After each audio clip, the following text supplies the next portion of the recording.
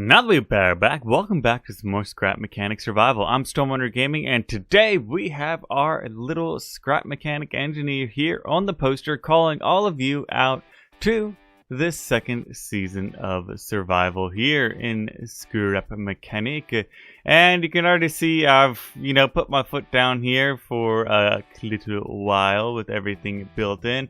And this world I've actually put in just about the same amount of time that I did put into my previous world. And if you guys didn't hear my previous world, the save to it has a corrupt error to it basically. So I cannot get back into it. So that's kind of why I've started this brand new world and why I'm calling it Season 2. And I'm going to kind of walk around and just do a tour of what's going on in the world today. This is actually a friend's car that, hasn't been finished yet. I'm going to walk around the inside of the base, and this is where I've done a few upgrades. If you're seeing this, mess over here, I've actually stockpiled a few resources, just a few.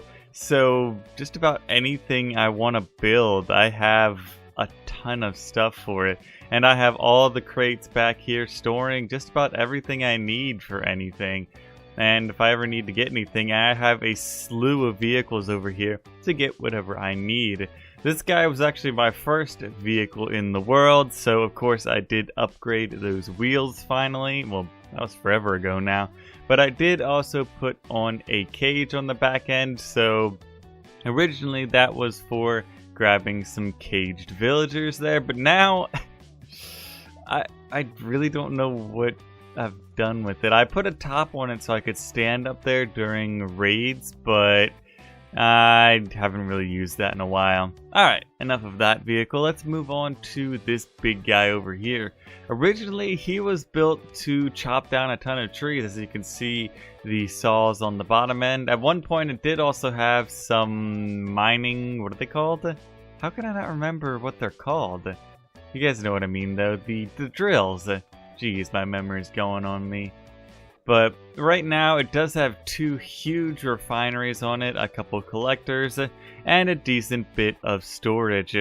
And it's not exactly the most efficient thing because it does weigh a ton. It's pretty lumbering around the forest type of deal, but one thing that does help a ton with its mobility, especially when I knocked down a tree, I had difficulty actually getting it around. I added in these two wheels on the back, and they sort of do like an omni wheel type of idea, where it takes the entire thing and it'll push it either to the left or to the right, so I don't have to do like a 12-point turn here.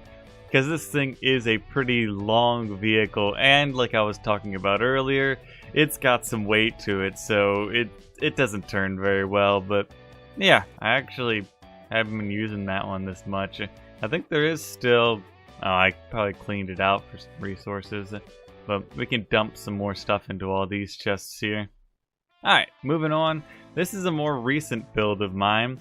If you guys do remember my previous world, previous season here in Scrap Mechanic Survival, you guys should remember the, what did I call it? The electric lawnmower. And this is just a rebuild of it basically. It's not electric this time because I haven't really kept going to warehouses as much.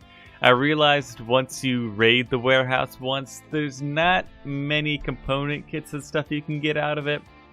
Of course, you can get a ton of batteries and stuff from the tape bots, but I just don't go there. Of course, the higher level raids now do bring in some batteries from tape bots, but I've been trying to prevent higher level raids. So, yeah, that's the thing. But I did add in this circular saw on the back end that kind of helps if any logs do get past all of these three saws. This one will stop it from flying behind. That's just a sort of innovation I built on, the sort of stepping stone from the previous design there.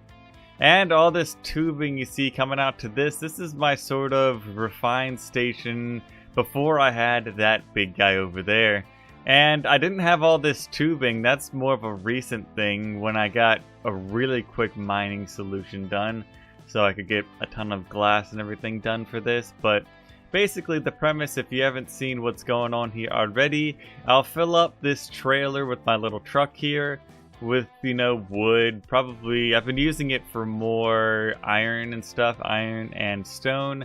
And what'll happen is when I drive the trailer underneath, it'll just pick up everything and store it in these chests. So not only do I have a ton of resources in there, now I have all these resources out here as well that I don't have to move.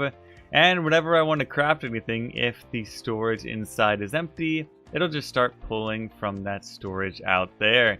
And that pipe was a little bit expensive if I'm being perfectly honest, but I think I've rebuilt some of the resources I've had previously, that I've used on it previously there. But alright, enough of the jibber jabber, let's go to a little bit of farming.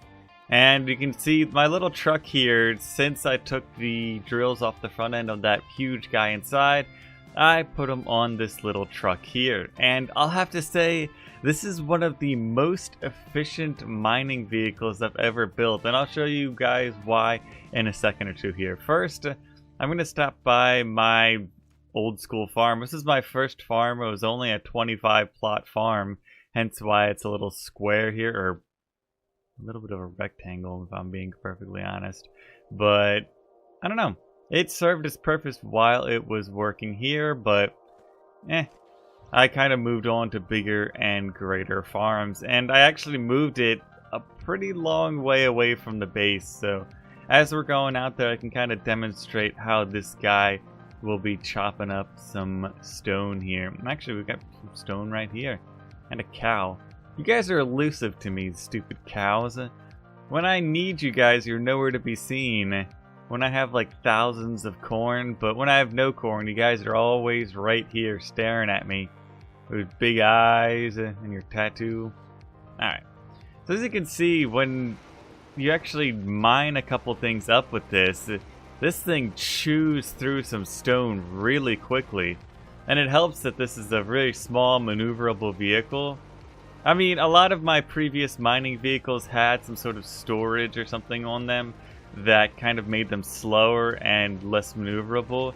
But something one of my friends told me, if you put the drills on a suspension, it actually works a lot better. Did you guys see that?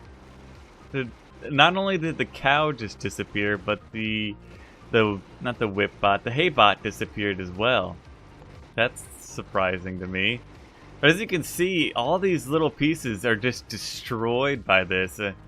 I kind of want to make it a little bit larger, maybe a little bit wider with this, but I've been thinking about making a, not pre-built, but purpose-built machine for mining some stone here.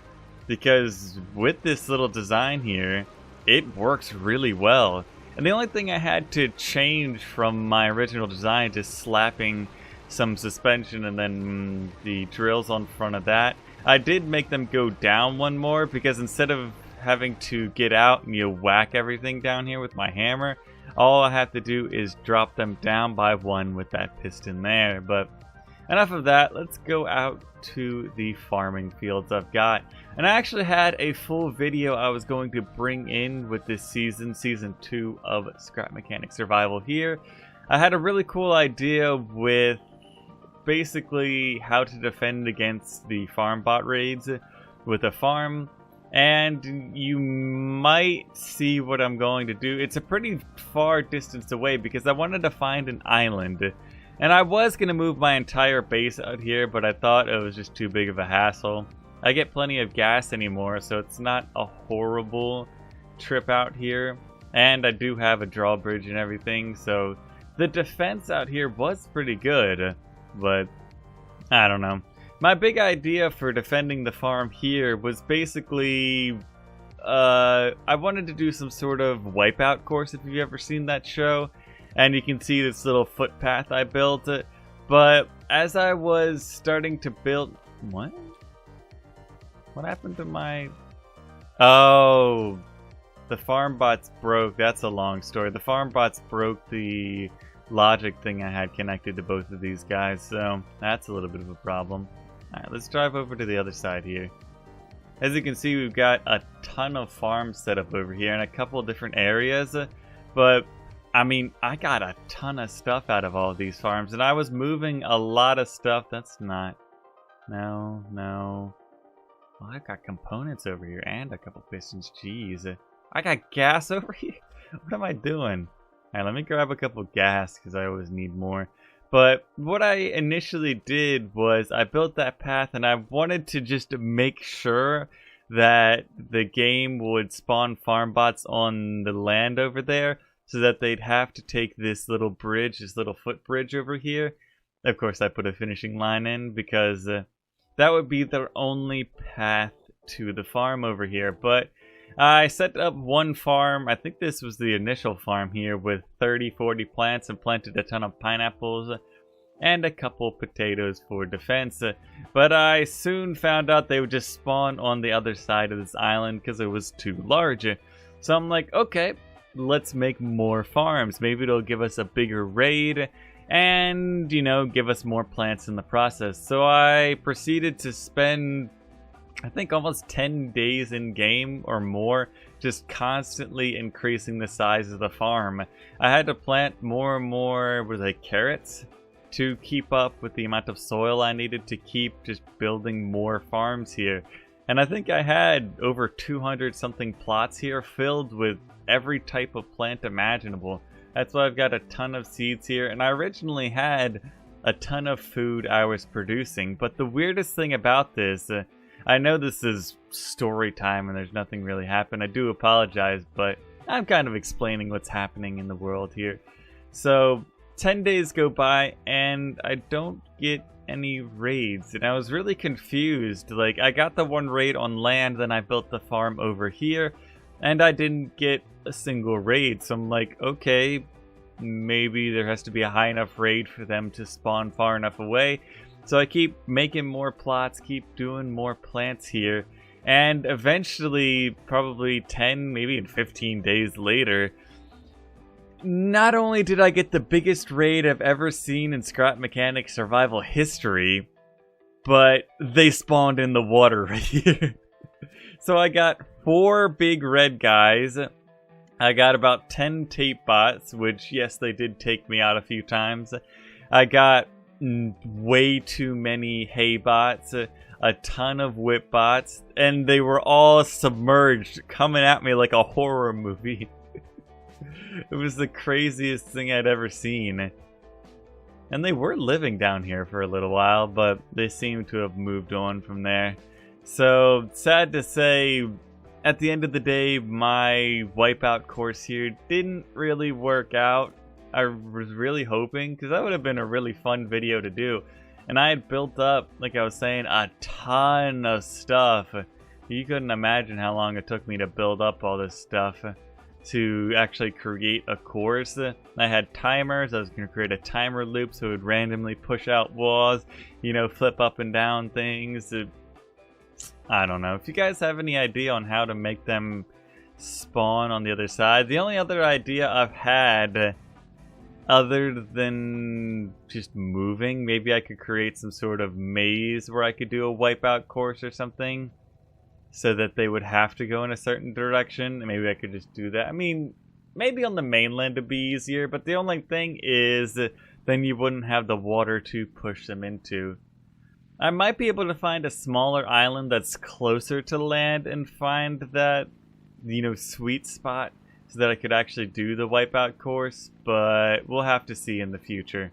We're back to the workshop now. I did search around for just about all the nighttime there around the shore over by the crashed ship, and I did drive a little bit further past a workshop, or excuse me, a warehouse, and I couldn't really find any suitable islands to do my, what is it, the wipeout course for defending the farm. So maybe I'll have to think of something else there for a video in the future. But yeah, that is where I will be ending this episode in the New World. Hey, if you guys want to see me do anything in Scrap Mechanics Survival, leave a comment down below. I'm always up for suggestions in the game here. Something to build, something to make something more efficient. I don't know.